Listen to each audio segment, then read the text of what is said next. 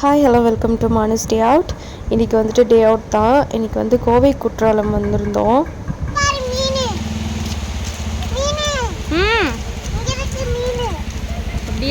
So once சொல்ல வந்ததுமே உங்களுக்கு என்ட்ரி டிக்கெட் பார்த்தீங்கன்னா 60 rupees சார்ஜ் பண்ணுறாங்க பர் ஹெட்டுக்கு. ஸோ அது மட்டும் இல்லாமல் இதுலிக்க பாப்போட செம்ம ஃபன்னு பார்த்தீங்கன்னா தெரியும். அது பேர் எப்படி உட்காந்துருக்குன்னு கூப்பிடு கூப்பிடுன்னு சொன்ன பாவத்துக்கு விட்டு போல இருக்கு. பட் பண்ணி விட்டுட்டா. ஸோ இதுக்கு அடுத்த வர விஷயம் பார்த்தீங்கன்னா தனியாக உட்காந்துருக்கியா அவளுக்கு என்னமோ ஆயிடுச்சு. அதையும் பார்த்துட்டு கூப்பிடு.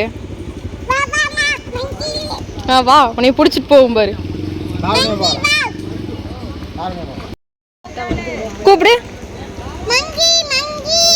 வா சொல்லு. உங்களோடது எனக்கு பேன் பார்க்குதுக்கா. பேன் பார்க்குதா? இல்லை வேணாம் நான் போதும். தெரிய மாட்டேங்குது. அது சிறுவாணி பஸ்ஸு காந்திபுரத்துலேருந்து உங்களுக்கு இந்த பஸ் கிடைக்கும். இந்த இடத்துலேருந்து நம்ம நடக்க ஆரம்பித்தோம் அப்படின்னா கரெக்டாக வந்துட்டு 3/4 கிலோமீட்டர் நம்ம நடக்கிற மாதிரி இருக்கும். ஒன்ஸ் உள்ளே ரீச் ஆனதுமே பார்த்தீங்கன்னா உங்களுக்கு போண்டா பஜ்ஜி இந்த மாதிரியான கடை வந்து சைடில் பார்த்தீங்கன்னா தெரியும் அங்கே போட்டிருப்பாங்க. அந்த பக்கம் வந்து ஃபுல்லாக பார்க்கிங்கு. காரில் வரவங்களும் காரில் வரலாம், இல்லை அப்படின்னா பைக் எடுத்துகிட்டு வரவங்களும் வரலாம். நாங்கள் பஸ் விட்டு தான் வந்தோம். பஸ் விட்டு அங்கேருந்து நடந்து வந்து டிக்கெட் வாங்கணும் இல்லையா, அங்கே செக்கிங் இருக்கும். உள்ளே வந்து ஃபுட்டெல்லாம் எதுவும் அலோட் கிடையாது. அதாவது பிளாஸ்டிக் பேப்பர் இருக்கு இல்லையா, அது இந்த பிளாஸ்டிக் கேன் இந்த மாதிரியான விஷயங்கள் வந்து உள்ள அலோடு இல்லை.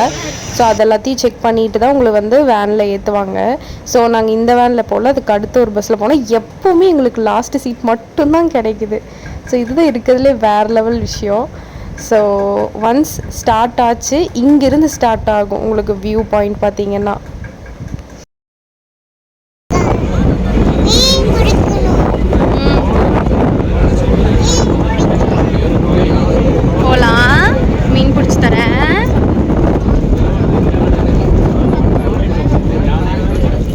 ஸோ அங்கேருந்து கரெக்டாக ரீச் ஆகிட்டோம். இந்த இடத்துல தான் வந்து பார்க்கிங்க. இங்கே நிறுத்தி எல்லாத்தையும் இறக்கி விட்ருவாங்க. நம்ம இங்கேருந்து நடந்து போனோம்.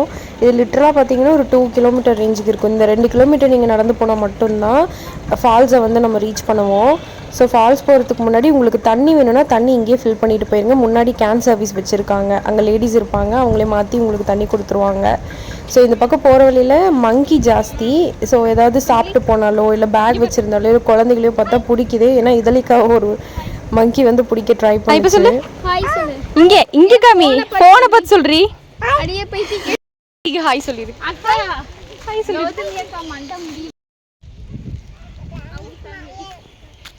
ஸோ நடந்துட்டு இருக்கிற இடம் எல்லாமே நான் உங்களுக்கு வியூ பாயிண்ட்ஸ் கொடுத்துருப்பேன். அதுவும் இல்லாமல் செம ஃபீல் இந்த இடம் பார்த்தீங்கனாலே தெரியும். நடக்க நடக்க உங்களுக்கு ஆர்வம் தான் அதிகமாகுமே தவிர கால் வலி பெருசாகவே தெரியாது. அந்த அளவுக்கு அந்த இடம் இருக்கும். ஸோ பார்த்தீங்கன்னா தெரியும். அந்த நைட்ல இருக்கு வரும்ல. மாடி உள்ள ஹாய் வாண்டு ஹாய் சொல்லு. எனக்கு ஃபீவர் வேறு. ஸோ அதனால தான் ரொம்ப டல்லாக இருந்தேன் நான். ஸோ நடக்க நடக்க 2 டிக்கெட் வந்து அவுட்டு. ஃபஸ்ட்டு கௌதமி அக்கா, 2வது வாண்டு. அவன் நடந்தா 2 கிலோமீட்டர் அவன் நடந்தே வந்தா தெரியுமா. செம்ம ஒரு ஆக்டிவான குழந்தை, ஜாலியாக நடந்து வந்துட்டு இருந்தா. ஸோ போகிற வியூ பாயிண்ட் பாருங்கள். இந்த இடத்துக்கு இந்த மலையை கொஞ்சம் ரீச் பண்ணோன்னாலே உங்களுக்கு ஃபால்ஸ் வந்துடும். ஸோ எங்களுக்கு எப்போல்லாம் தண்ணியில் விளாடணும்னு தோணுதோ இந்த ஸ்பாட் தான் வருவோம். வேறு எதுவுமே எங்களுக்கு மைண்டில் வராது. எடுத்ததுமே கோவை குற்றாலம் போகலான்னு சொல்லிட்டு தான் வருவோம். இது நான் குழந்தையிலேருந்து இங்கே வந்துட்டுருக்கேன். இங்கே என்னென்னா ஃபேமிலியோடு வந்து விளாட்லாம். இதுதான் ப்ளஸ்ஸே. ஆக்சுவலி நீங்கள் மற்ற ரிவர் பாயிண்ட்லாம் போனீங்கன்னா வந்து ஏதாவது அன்கம்ஃபர்டபுளாக ஃபீல் ஆகும். இங்கே வந்து எல்லா ஃபேமிலிஸும் விளாடுவாங்க. வந்தாலே ஃபேமிலிஸ் தான் வருவாங்க. ஸோ அதனால் உங்களுக்கு சேஃபான ஒரு இடமும் கூட. வேற மீன் வேணும்னு கேட்டுட்டு இருந்தா, இப்போ திடீர்னு யானை வேணும்னு கேட்குறா. ஸோ அவளை சமாளிச்சு கூட்டிகிட்டு ஒரு வழியாக வந்து நாங்கள் ரீச் பண்ணிட்டோம். ஸோ இதுதான் இந்த ஃபால்ஸு. ஃபஸ்ட்டு நாங்கள் விளாண்டதை விட இப்போ தண்ணி கொஞ்சம் ஆவரேஜாக தான் இருக்குது, பார்த்தீங்கன்னா தெரியும். பட் அந்த என்ன சொல்கிறது, நீர்வீழ்ச்சி மாதிரி போட்டிருப்பாங்களே அந்த மாதிரி கட்டி. ஸோ அந்த இடம் செம்மையாக இருந்தது, பார்த்தீங்கன்னா உங்களுக்கு தெரியும். இதில் ப்ளஸ் என்ன தெரியுமா, இங்கே ஒரு விஷயம் நடந்துச்சு. அது உங்களுக்கு வீடியோ எண்டிங்கில் தெரியும் உங்களுக்கு, பாருங்களேன். ஸோ இப்போ வெயில் வந்து பல்ல கட்டிட்டு அடிச்சிட்டு இருந்துச்சு. ரொம்ப வெயில் இல்லை, ஒரு அளவுக்கு வெயில்னு வச்சுக்கோங்களேன். இந்த கிளைமேட்டு அப்படி டோட்டலாக சேஞ்ச் ஆகி செம்மையாக மழை வர ஆரம்பிச்சிருச்சு. ஸோ அதுக்கான வீடியோ நான் இப்போ போட்டிருக்கேன்.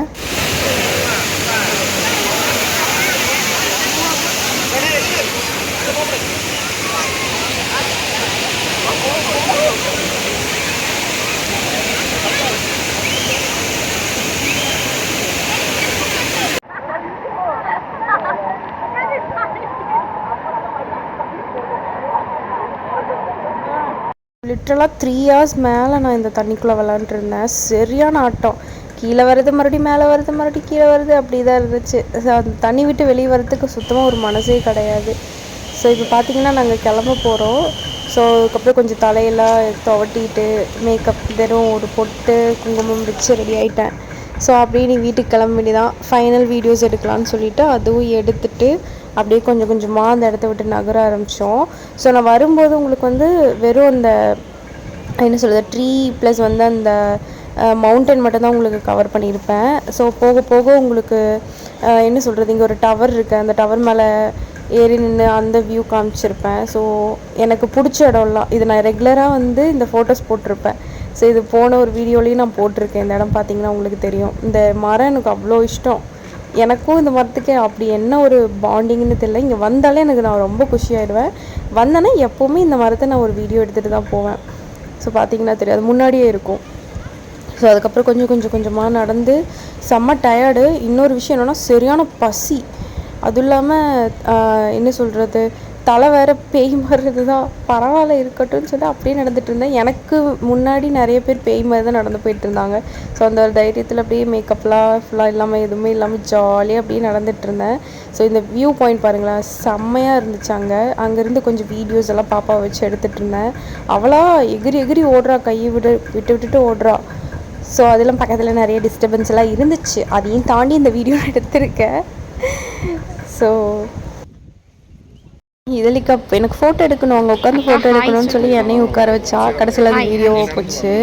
மேடம் வந்து அங்கே போய் உட்கார்ந்ததுனால அமைதியாக இருக்காங்க. இல்லைன்னா அவங்க வாய் அடங்கவே அடங்காது.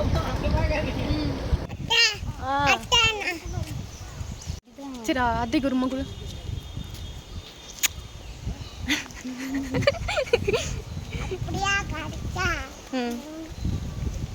சொன்னேன் இல்லையா டவர் பாயிண்ட்டுன்னு சொல்லிட்டு, அது குட்டியாக ஒரு டவர் இருக்கும். அங்கே நின்று பார்த்தீங்கன்னா வியூ இப்படி தான் இருக்கும். எப்படி இருக்குது பார்த்தீங்களா?